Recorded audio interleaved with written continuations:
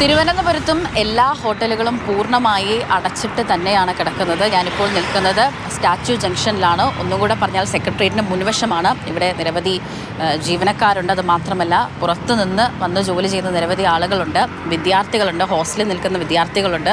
അപ്പോൾ ഈ ഓൺലൈൻ ഭക്ഷണ വിതരണവും കൂടി നിർത്തിവെച്ചതോടെ അവരെ സംബന്ധിച്ചിടത്തോളം ഒക്കെ ഇന്ന് വലിയ ഒരു വെല്ലുവിളി തന്നെയാണ്. ഇന്നത്തെ ദിവസം പട്ടിണി കിടക്കുന്ന ഒരു അവസ്ഥയിലേക്ക് തന്നെ പോകേണ്ടി വരും. അതുമാത്രമല്ല ഈ തിരുവനന്തപുരത്ത് ഒരു ചായക്കട പോലും ഇല്ല. അപ്പോൾ ചായ കുടിക്കാൻ ഇറങ്ങുന്ന ആളുകളൊക്കെ തന്നെ വളരെ നിരാശയോടുകൂടി തന്നെയാണ് പോകുന്നത്. ഹോട്ടലുണ്ടോ നോക്കി ഇറങ്ങിയതാണല്ലേ അമ്മ? ഹോട്ടലുണ്ടെങ്കിൽ രണ്ടോ വല്ല വാങ്ങിച്ച് കഴിച്ചിട്ട് അവിടെ ചെന്ന് 10 രൂപ വാങ്ങിക്കാം ബാങ്കിൻ്റെ അവിടെ ചെന്ന്. അങ്ങനെ വന്നപ്പോൾ ഇവിടെ അടച്ചിങ്ങനെ എല്ലായിടും അടച്ചിരിക്കുന്നു. ഡൊമസ്റ്റിക് സിലിണ്ടറിന് 922, കൊമേഴ്ഷ്യൽ സിലിണ്ടറിന് 1930 എന്നിങ്ങനെയാണ് വില.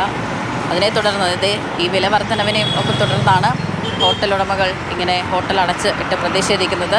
ഈ അമ്മയെപ്പോലെ തന്നെ നിരവധി ആളുകൾ ഈ തിരുവനന്തപുരത്തിൻ്റെ പല സൈഡുകളിലൊക്കെ ആയിട്ട് ഉണ്ട്. 24 മണിക്കൂറും തിരക്കേറിയ സ്ഥലത്താണ് ഞാനുള്ളത്. എല്ലാ ഹോട്ടലുകളും സമ്പൂർണ്ണമായി ഹോട്ടലുകൾ അടഞ്ഞു കിടക്കുകയാണെന്നതാണ്. അതായത് KHRAയുടെ ആഹ്വാനത്തോട് പൂർണ്ണമായും എല്ലാവരും സഹകരിച്ചിട്ടുണ്ട്. ഇപ്പോൾ നമ്മളിവിടെ നിന്ന സമയത്ത് തന്നെ ഒരുപാട് പേരാണ് ഇങ്ങനെ ഹോട്ടലുകൾ അടച്ചിട്ടുള്ള സമരമാണെന്ന് അറിയാതെ തന്നെ വന്ന് മടങ്ങിപ്പോകുന്നത്.